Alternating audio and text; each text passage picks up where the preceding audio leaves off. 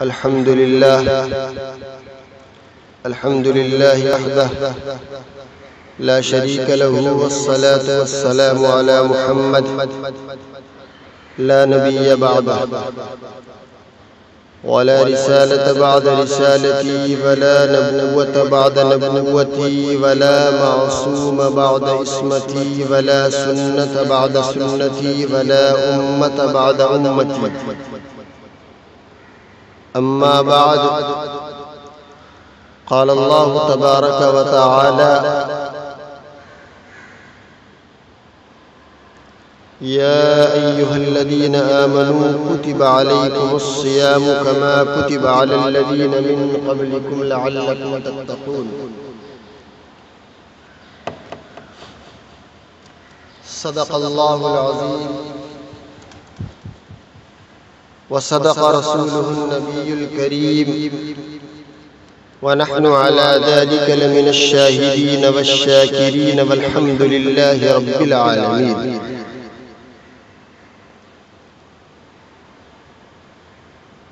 سبحانك لا علم لنا إلا ما علمتنا إنك أنت العليم الحكيم.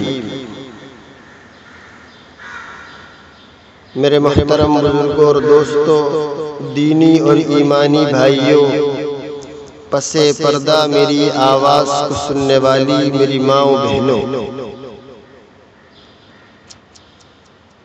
رمضان کا مبارک مہینہ چل رہا ہے.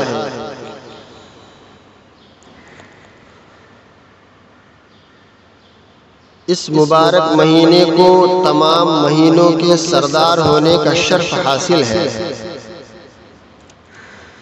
نبی کریم صلی اللہ علیہ وسلم نے اس کی نسبت اللہ کی طرف کرتے ہوئے اسے اللہ تعالیٰ کا مہینہ قرار دیا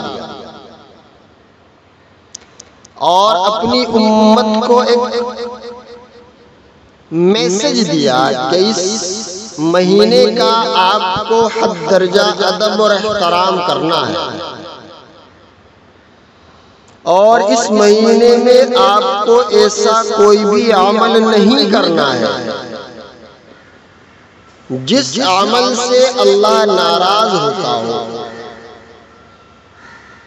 یعنی آپ کا ایسا کوئی بھی عمل نہیں ہونا چاہیے جو اس مہینے کی حرمت کو پامال کرنے کے زمرے میں آتا ہو. کل کے بیان میں میں نے شب قدر کے تعلق سے بات کی تھی، اور بات کو میں نے یہاں پر لا کر کے چھوڑا تھا کہ شب قدر سے کچھ افراد ایسے ہیں جو محروم رہتے ہیں. فضیلت میں نے کل الحمدللہ اپنے دونوں بیانوں میں بتائی تھی کہ شب قدر کی فضیلت کیا ہے، یہ کتنی مبارک رات ہے، اس کو کیسے حاصل کرنا ہے، یہ کیسے حاصل کی جا سکتی ہے. تو شب قدر سے جو محروم ہیں وہ 4 بدنصیب لوگ ہیں.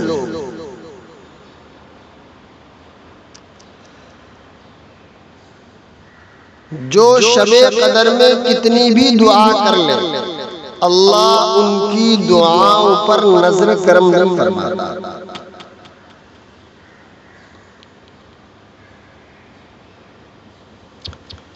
لیکن اگر وہ اللہ کے حضور توبہ کر لے، اللہ کی طرف رجوع کر لے، تو وہ اس عظیم اور بابرکت رات میں وہ لوگ بھی مغفرت حاصل کر سکتے ہیں.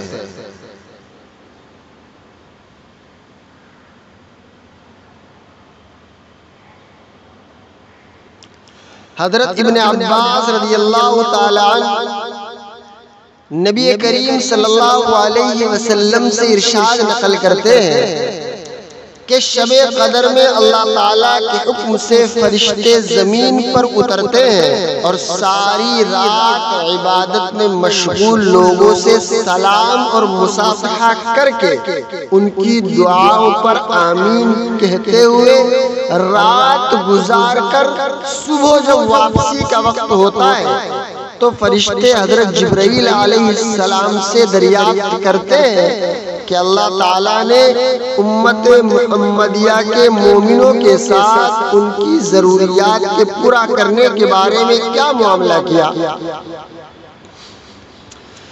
حضرت جبرائیل علیہ السلام فرماتے ہیں اللہ تعالیٰ نے اس شب قدر میں ایمان والوں پر نظر رحمت فرمائی اور 4 افراد کے علاوہ سب کے ساتھ درگزر اور مغفرت کا معاملہ فرما دیا۔ غور سے سنو، بہت غور سے، کیا فرمایا کہ اللہ تعالیٰ نے 4 افراد کے علاوہ سب کے ساتھ درگزر اور مغفرت کا معاملہ فرما دیا۔ یہ سن کر صحابہ اکرام نے سوال کیا کہ وہ کون سے افراد ہیں؟ آپ صلی اللہ علیہ وسلم نے ارشاد فرمایا پہلے نمبر پر وہ ہے جو شراب پینے کا عادی ہو۔ اللہ اکبر۔ دوسرا ہے والدین کا نافرمان، اور تیسرا ہے رشتوں کو قطع کرنے والا، توڑنے والا، اور چوتھا ہے کینہ پرور، اپنے دل کے اندر کینہ رکھنے والا۔ اس احادیث مبارکہ سے معلوم ہوا کہ 4 افراد لیلۃ القدر کی رحمتوں، برکتوں اور مغفرت سے محروم رہ جاتے ہیں۔ ایک شراب کا عادی، ایک والدین کا نافرمان، ایک قاطع رحم اور ایک کینہ پرور۔ پہلا شخص شراب کا عادی، شراب جس کو ام الخبائث یعنی تمام برائیوں کی جڑ کہا گیا ہے۔ قرآن کریم میں اللہ تعالیٰ نے اسے رجسن یعنی گندگی قرار دیا ہے۔ اس گندگی اور نجاست کو پینے والا بھی اس رات کی مغفرت سے محروم رہتا ہے۔ دوسرا شخص جو والدین کا نافرمان، کہ والدین کے ساتھ حسن سلوک کی اتنی زیادہ اہمیت ہے کہ اللہ جل جلالہ وعم نوالہ نے قرآن کریم میں کئی مقامات پر شرک سے منع کرتے ہوئے والدین کے ساتھ حسن سلوک کی تعلیم اور تاکید فرمائی۔ اس سے اس حکم کی اہمیت اور عظمت کا کسی قدر اندازہ لگایا جا سکتا ہے۔ یہی وجہ ہے کہ وہ بدبخت جو والدین کی نافرمانی کرتا ہو اس عظیم اور مبارک رات میں مغفرت سے محروم رہ جاتا ہے۔ تیسرا قطع رحمی کرنے والا، اللہ تعالیٰ نے انسان کے وجود کے ساتھ کچھ رشتے وابستہ کر رکھے ہیں جن کے ساتھ انسان کو حسن سلوک کی تعلیم دی گئی۔ جو شخص ان کے حقوق کو پامال کر کے بد سلوکی کا مرتکب ہوتا ہے وہ قاطع رحم کہلاتا ہے، جس کو قرآن اور حدیث کے اندر بڑی سخت وعیدیں اور عذاب بیان کیے گئے ہیں۔ اس لیے اس گناہ سے بہر صورت بچنے کی کوشش کرنی چاہیے، ورنہ شب قدر جیسی عظیم نعمت سے رشتوں کو توڑنے والا شخص بھی محروم رہتا ہے۔ چوتھا وہ شخص جو کینہ پرور،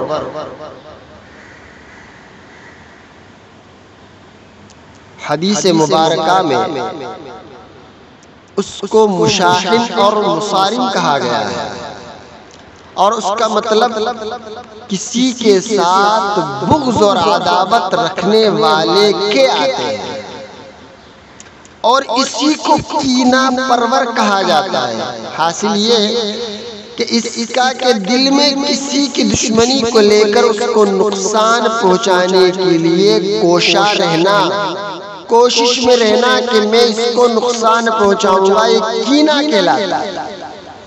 حدیث کے مطابق ایسے شخص کی اس مبارک رات میں مغفرت نہیں ہوتی، اس لیے مومن کو چاہیے کہ اپنے دل کو ہر طرح کی گندگی سے پاک اور صاف رکھیں، اور ان چاروں جو میں نے یہ بیان کیے ابھی، شراب پینے والا، والدین کا نافرمان، قطع رحمی کرنے والا، کینہ پرور، یہ تمام چیزیں اگر ہم میں سے کسی کے اندر ہوں تو ہم شب قدر آنے سے پہلے ان تمام چیزوں سے اپنے آپ کو پاک اور صاف کر لیں۔ اگر ہم شراب پیتے ہیں تو ہم پکی ٹکی توبہ کر لیں، توبۃ نصوحا، کہ آج کے بعد یا اللہ میں تیرے کو حاضر ناظر جان کر کے وعدہ کرتا ہوں کہ اب موت تک کبھی شراب کو ہاتھ نہیں لگا۔ اگر والدین کی نافرمانی کرتے ہو تو جا کر کے ابھی والدین سے معافی مانگ لو، توبہ دلہ کر لو، ابھی توبہ کا دروازہ بند نہیں ہوا ہے۔ اگر آپ قطع رحمی کرنے والے ہو تو آج کے اس ماحول میں، ان حالات میں بہت ساری چیزیں ہیں، لاک ڈاؤن ہے، ڈسٹینس کی بات چل رہی ہے، تو آپ فون کے ذریعے تمام سے تعلقات کو جوڑیے، علیک سلیک کیجیے، سب کو سلام دعا کیجیے، اور اگر کسی کے تعلق سے چوٹی بات آپ کے دل میں کینہ ہے تو آپ اللہ سے معافی طلب کر کے اس کینے کو دور کر لیجیے اور اپنے دل کو صاف کر لیجیے۔ اب بات آتی ہے کہ یہ رات کیسے گزاری جائے۔ میں اپنے تجربے کی بنیاد پر چند ہدایات بتاتا ہوں۔ پہلی بات تو ہے کہ حسب استطاعت جس قدر ہو سکے انسان کو عبادت کرنی چاہیے۔ اس کے لیے کوئی مخصوص طریقہ احادیث اور روایات سے ثابت نہیں ہے، بغیر کسی تعین اور تخصیص کے میں چند ہدایات عرض کرتا ہوں تاکہ ہم اپنی شب قدر کو قیمتی اور حاصل شدہ بنا سکیں۔ پہلی بات تو کہ آدمی توبہ اور استغفار کرے۔ اس مبارک رات کو قیمتی بنانے کا پہلا طریقہ یہ ہے کہ 2 رکعت صلاۃ التوبہ پڑھ کر سچی توبہ کرے، اپنے گناہوں پر شرمندگی اور ندامت کے ساتھ ساتھ اللہ تعالیٰ سے سچے دل سے معافی مانگے۔ شب قدر کے بارے میں حضرت عائشہ رضی اللہ تعالی عنہا سے جب سوال کیا گیا تو حضور صلی اللہ علیہ وسلم سے جب حضرت عائشہ نے پوچھا تو اللہ کے رسول صلی اللہ علیہ وسلم نے فرمایا کہ اگر میں شب قدر پالوں تو اس میں کیا پڑھوں؟ آئی سمجھ میں میری بات؟ ماں عائشہ صدیقہ رضی اللہ تعالی عنہا نے آپ صلی اللہ علیہ وسلم سے پوچھا کہ اے اللہ کے رسول صلی اللہ علیہ وسلم اگر میں شب قدر کو پالوں تو اس میں کیا پڑھوں؟ ابھی آئی سمجھ میں؟ تو آپ صلی اللہ علیہ وسلم نے ان کو کوئی بڑا ذکر یا کوئی بڑی نماز اور تسبیح پڑھنے کے لیے نہیں کہا، بلکہ ایک مختصر اور آسان سی دعا تلقین فرمائی جس میں درگزر اور عفو کی درخواست کی گئی۔ وہ دعا ہے اللہم انک عفو تحب العفو فاعف عنی، اے اللہ تو درگزر کرنے والا ہے، درگزر کرنے کو پسند کرتا ہے، مجھ سے درگزر فرما۔ سے معلوم ہوا کہ بابرکت رات میں سب سے بڑا کرنے کا جو کام ہے عموماً لوگ نہیں کرتے، اور مخصوص قسم کی اپنی بنی بنائی نمازیں پڑھتے ہیں، ان کے پیچھے پڑے رہتے ہیں۔ ارے میرے بھائیو، جو پچھلی آپ کی زندگی گزر گئی آپ اس کو سچے دل سے توبہ تو کرو، اس پر شرمندگی کا اللہ کے حضور اظہار تو کرو، اور آئندہ زندگی کا عمل اللہ کے سامنے پیش کرو، توبہ اور استغفار کرو۔ آپ جب تک پچھلی زندگی کو صاف نہیں کریں گے گناہوں سے اور آئندہ کا عمل اللہ کے سامنے پیش نہیں کریں گے تو اللہ آپ کے حال پر رحم کا، کرم کا، عافیت کا معاملہ کیسے فرمائے گا؟ فرض کرو آپ کسی کمپنی کے اندر جاب کرتے ہیں، آپ کا جو پچھلا ریکارڈ ہے بہت خراب ہے، ایک دن چھٹی کرتے، ایک دن آتے، کبھی ہاف ڈے آتے، کبھی نہیں آتے، اور پگار پوری لے رہے۔ اللہ کے ساتھ بھی وہی معاملہ کہ 5 وقت کی نمازیں پڑھی نہیں کبھی زندگی میں، جمعہ پہ زندگی کی گاڑی کو گھسیٹ رہے، تو کمپنی آپ کو جب نکالے گی، اللہ جب آپ سے ناراض ہوا، آپ دونوں کو میں ساتھ میں سمجھاتے ہوئے چل رہا ہوں، سمجھیے آپ ذہن کو حاضر رکھتے ہوئے، تو کمپنی جب آپ کو جب باس طلب کرے گا تو آپ کی پچھلی گندگیاں آپ کے سامنے رکھے گا کہ نہیں رکھے گا کہ بھائی فلاں صاحب آپ جب سے کمپنی جوائن کیے ہو، ایک دن آتے ہو، ایک دن نہیں آتے ہو، پگار پوری لیتے ہو، کبھی ہاف ڈے کر کے چلے جاتے ہو، کبھی 1 گھنٹہ کام کر کے چلے جاتے ہو، آپ کیا کہیں گے باس کو؟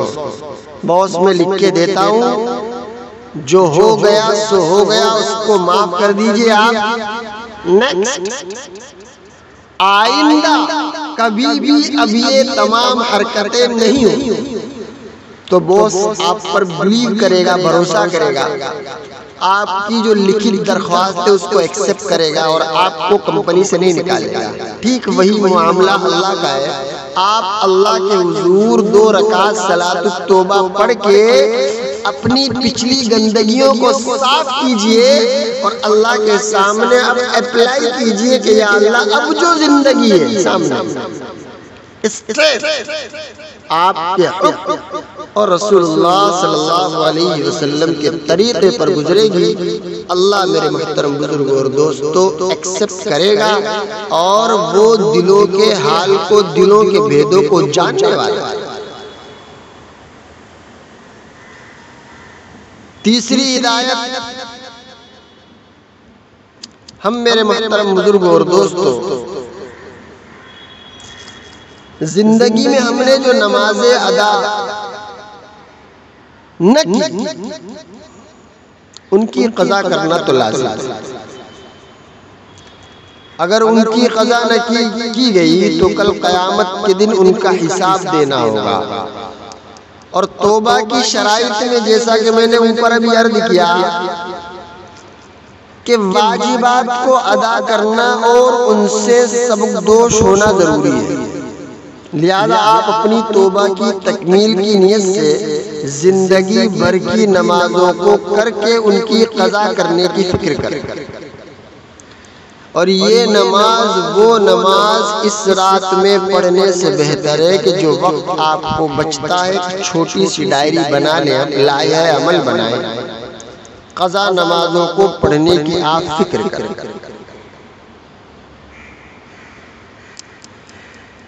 رات میں 3 نمازیں آتی ہیں،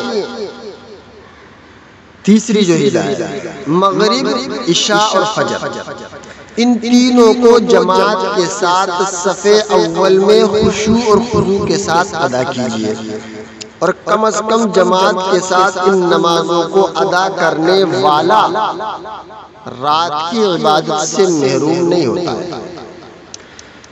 چنانچہ حدیث میں آتا ہے، حضرت عثمان رضی اللہ تعالیٰ عنہ نے نبی کریم صلی اللہ علیہ وسلم کا ارشاد نقل کیا ہے کہ جس نے عشاء کی نماز جماعت کے ساتھ ادا کی اس نے گویا آدھی رات کی عبادت کی، اور جس نے صبح کی نماز جماعت کے ساتھ ادا کی اس نے گویا پوری رات نماز پڑھی۔ چوتھی اور ہدایت یہ ہے کہ کچھ فضیلت والے جو اعمال ہیں ان کو کریں، جیسا کہ میں عرض کر چکا ہوں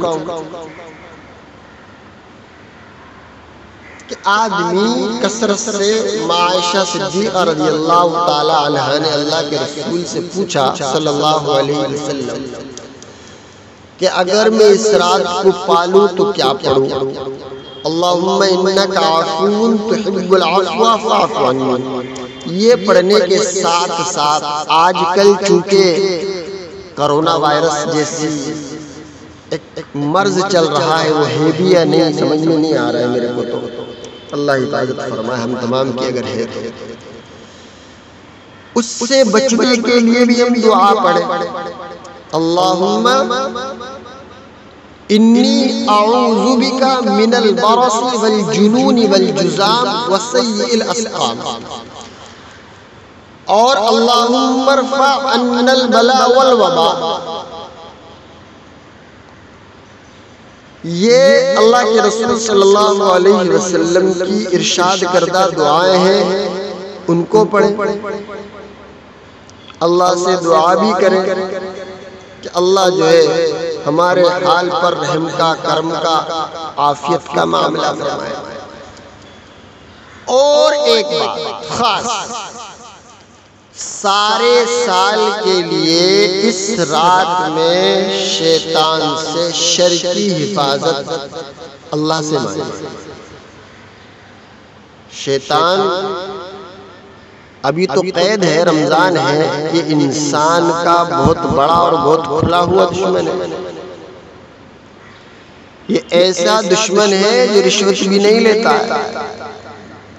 امام غزالی رحمۃ اللہ علیہ فرماتے ہیں کہ شیطان ہمارا ایسا دشمن ہے جو کبھی رشوت قبول نہیں کرتا۔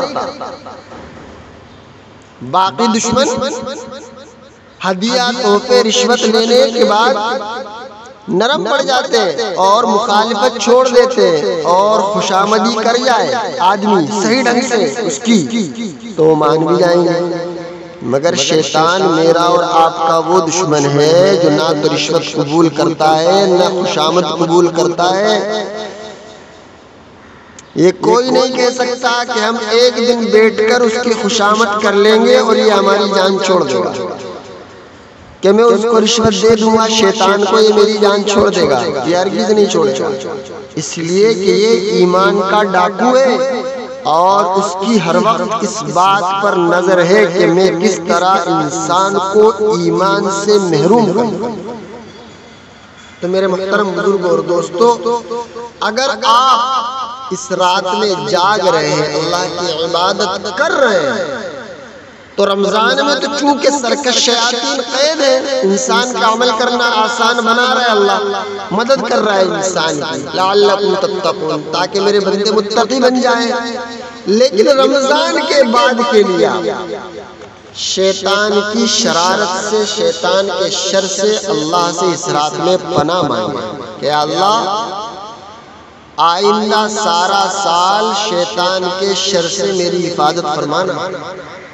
وہ تو اللہ کا شکر ہے کہ اس وقت لاک ڈاؤن کے حالات چل رہے ہیں، نہیں تو میرے بھائیوں، میری ماؤں، میری بہنوں، گھروں میں ہم لاک ڈاؤن کے حالات میں بند ہیں، شرکش شیاطین قید ہیں، نہیں تو شیطان ازدواجی خوشحال زندگی کو قطعاً پسند نہیں کرتا ہے۔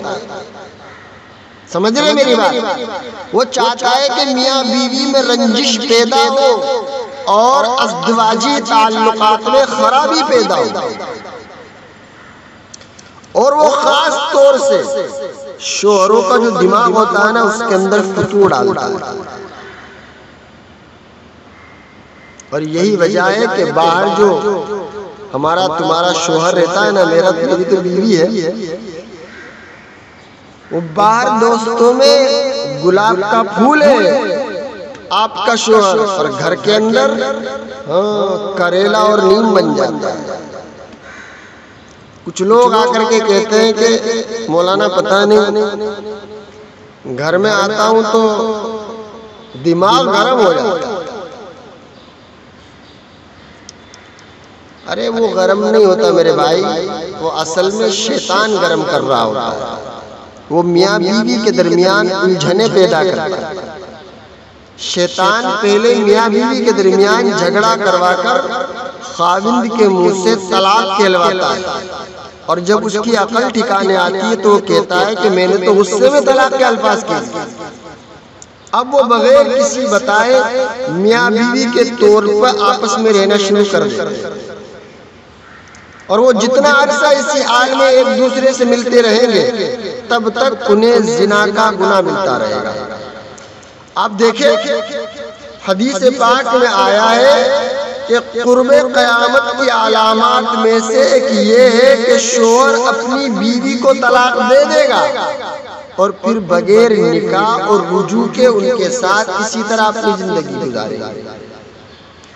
تو میرے محترم بزرگ اور دوستو، گھر میں کبھی آیا کریں تو غصے کو ٹھنڈا رکھا کر شیطان کی چالاکیوں سے اس رات میں پناہ مانگے۔ ایک دو واقعے شیطان کے سناتا ہوں۔ ایک دفعہ شیطان کی حضرت موسیٰ علیہ الصلوۃ والتسلیم سے ملاقات ہو گئی۔ انہوں نے پوچھا کہ تم کون ہے؟ وہ کہنے لگا میں شیطان ہوں۔ انہوں نے فرمایا کہ تو لوگوں کو گمراہ کرنے کے لیے بڑے بڑے ڈورے ڈالتا پھرتا ہے، تیرے تجربے میں کون سی بات آئی ہے؟ وہ کہنے لگا آپ نے تو بڑی عجیب بات پوچھ لی، یہ کیسے ہو سکتا ہے کہ میں آپ کو اپنی ساری زندگی کا تجربہ بتا دوں؟ حضرت موسیٰ علیہ السلام نے فرمایا پھر کیا ہے بتا دیں۔ وہ کہنے لگا 3 باتیں میرے تجربے کا نچوڑ ہے، اور بات تھوڑی لمبی ہو رہی ہے۔ پہلی بات تو یہ کہ اگر آپ صدقہ کرنے کی نیت کر لیں تو فوراً دے دیں، کیونکہ میری کوشش یہ ہوتی ہے کہ نیت کرنے کے بعد بندے کو بھلا دوں۔ جب میں کسی کو بھلا دیتا ہوں تو پھر اسے یاد ہی نہیں ہوتا کہ میں نے نیت کی تھی یا نہیں۔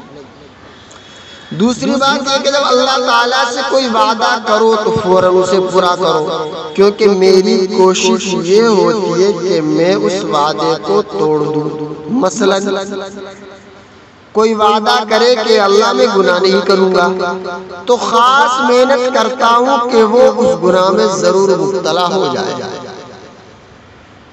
تیسری بات یہ کہ کسی غیر محرم کے ساتھ تنہائی میں نہ بیٹھنا، کیونکہ میں مرد کی کشش عورت کے دل میں پیدا کرتا ہوں اور عورت کی کشش مرد کے دل میں پیدا کر دیتا ہوں۔ یہ کام اپنے چیلوں سے نہیں لیتا موسیٰ، یہ کام میں بذات خود کرتا ہوں۔ سمجھ میں آئی شیطان کی چالاکیاں میرے محترم بزرگ اور دوستو؟ ایک اور واقعہ شیطان کی شرارت کا بتاتا ہوں۔ ایک مرتبہ ایک آدمی نے شیطان کو دیکھا، اس نے کہا کہ مردود تو بڑا ہی بدماش ہے، تو نے کیا فساد مچایا ہوا ہے، اگر تو آرام سے ایک جگہ بیٹھ جائے تو دنیا میں امن نہ ہو جائے۔ وہ مردود کہنے لگا میں تو کچھ بھی نہیں کرتا، میں تو صرف انگلی کرتا ہوں۔ اس نے پوچھا کیا مطلب؟ شیطان کہنے لگا ٹھیک ہے ابھی دیکھ رہے۔ وہ قریب ہی ایک حلوائی کی دکان پہ گیا، وہاں سے برتن میں شیرہ پڑا ہوا تھا۔ شیطان نے انگلی شیرے میں ڈبوئی اور دیوار پہ لگا۔ مکھی آ کر شیرے پر بیٹھ گئی، اس مکھی کو کھانے کے لیے ایک چھپکلی آ گئی۔ ساتھ ہی ایک آدمی کام کر رہا تھا، اس نے چھپکلی کو دیکھا تو اس نے جوتا اٹھا کر چھپکلی کو مارا۔ وہ جوتا دیوار سے ٹکرا کر حلوائی کی مٹھائی پر گرا۔ جیسے ہی جوتا مٹھائی پر گرا تو حلوائی اٹھ کھڑا ہوا اور غصے میں آ کر کہنے لگا اوئے تو نے میری مٹھائی میں جوتا کیوں مارا؟ اب وہ الجھنے لگ گئے دونوں، ادھر سے اس کے دوست آ گئے اور ادھر سے اس کے دوست پہنچ گئے۔ بلا آخر ایسا جھگڑا مچا خدا کی پناہ۔ اب شیطان اس آدمی سے کہنے لگا دیکھا میں نے کہا تھا نا میں صرف انگلی کرتا ہوں۔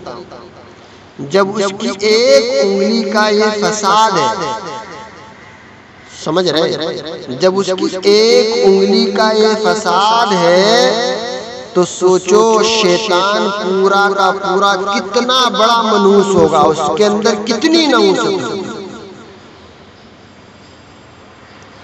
حضرت نوح علیہ السلام اپنے تمام امتیوں کو لے کر کشتی میں بیٹھے تو انہیں کشتی میں ایک بوڑھا نظر آیا، اسے کوئی پہچانتا بھی نہیں تھا۔ حضرت نوح علیہ السلام نے ہر چیز کا جوڑا کشتی میں بٹھایا مگر وہ اکیلا تھا۔ لوگوں نے اسے پکڑ لیا، وہ حضرت نوح علیہ السلام سے پوچھنے لگے کہ یہ بوڑھا کون ہے؟ حضرت نوح علیہ السلام نے اس سے پوچھا کہ بتاؤ تم کون ہو؟ کہنے لگا کہ جی میں شیطان ہوں۔ آپ نے سن کر فرمایا تو اتنا چالاک بدماش ہے کہ کشتی میں آ گیا؟ کہنے لگا جی مجھ سے غلطی ہو گئی، آپ مجھے معاف فرما دیں۔ آپ نے فرمایا تمہیں ہم ایسے نہیں چھوڑے، تو ہمیں اپنا وہ گر بتا جس سے تو لوگوں کو سب سے زیادہ نقصان پہنچاتا ہے۔ کہنے لگا جی میں سچ سچ بتاؤں گا، البتہ آپ وعدہ کریں کہ آپ مجھے چھوڑ دیں۔ آپ نے فرمایا ٹھیک، ہم تمہیں چھوڑ دیں۔ وہ کہنے لگا میں دو باتوں سے انسان کو سب سے زیادہ نقصان پہنچاتا ہوں، ایک حسد، دوسرا حرص۔ پھر وہ کہنے لگا کہ حسد ایک ایسی چیز ہے کہ میں خود اس کی وجہ سے برباد ہوا، اور حرص وہ چیز ہے جس کی وجہ سے آدم علیہ السلام کو جنت سے زمین پر اتار دیا گیا۔ اس لیے میں انہی دو چیزوں کی وجہ سے انسان کو سب سے زیادہ نقصان پہنچاتا ہوں۔ دعا کریں میرے محترم بزرگوں اور دوستوں، اس مبارک رات میں ہم شیطان کے شر سے بھی اللہ سے پناہ چاہیں۔ ابھی تو شیطان بند ہے، ہر عمل کرنا آسان ہے، لیکن جب رمضان ختم ہوگا شیطان کو بھی چھوڑ دیا جائے گا، تب میرے محترم بزرگوں اور دوستوں شیطان کے مکر و فریب اور اس کی چالاکیوں سے نکل کر عمل کرنا آسان کام نہیں ہے۔ اس لیے اگر آپ شب قدر جیسی مبارک رات میں اللہ کی عبادت کر رہے ہیں، جہاں اور دعائیں آپ مانگیں گے اپنے لیے، اپنے بچوں کے لیے، اپنے بڑے بوڑھوں کے لیے جو دنیا سے چلے گئے ان کے لیے، وہیں پر اللہ کے حضور آپ تمام حضرات آئندہ تمام سال شیطان کے شر سے اللہ ہم تمام کو محفوظ رکھے، ایسی بھی دعا اللہ کے حضور مانگے۔ دعا کریں میرے محترم بزرگوں اور دوستوں، اللہ تعالی ہمیں رمضان کی بے شمار رحمتوں، لاتعداد برکتوں سے جھولیاں بھرنے کی توفیق عطا فرمائے۔ آمین ثم آمین، وآخر دعوانا ان الحمد للہ رب العالمین۔